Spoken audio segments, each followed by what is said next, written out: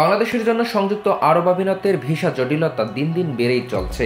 2012 সাল থেকে এই সংকট দেখা দিলেও বর্তমানে তা মারাত্মক রূপ নিয়েছে।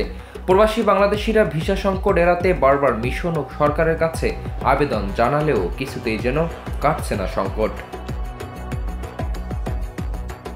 মধ্যপ্রাচ্যের প্রধান শ্রম বাজারগুলোর একটি সংযুক্ত আরব আমিরাত, কিন্তু 2012 সাল থেকে দেশটিতে ভিসা জটিলতার মুখে পড়েছে প্রবাসী বাংলাদেশিরা।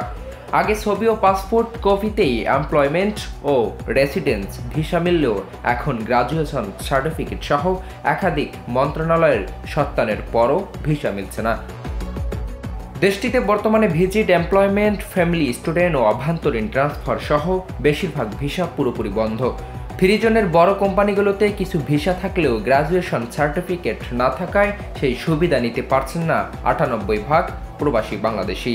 তাই জাল জালিয়াতি করে সার্টিফিকেট তৈরির পথে হাঁটছেন অনেকেই, যা ভিসা বন্ধের অন্যতম বড় কারণ। তবে প্রবাসীদের অভিযোগ, কূটনৈতিক সংলাপে যথাযথভাবে 15 লাখ বাংলাদেশির সমস্যার কথা তুলে ধরতে ব্যর্থ হয়েছে সরকার। তাদের আশঙ্কা, এই অবস্থা চলতে থাকলে আগামীতে আমিরাতের বিপুল সংখ্যক বাংলাদেশি অবৈধ হয়ে পড়বেন। ক্ষতিগ্রস্ত হবে ক্ষুদ্র ব্যবসা ও রেমিটেন্স প্রবাহ।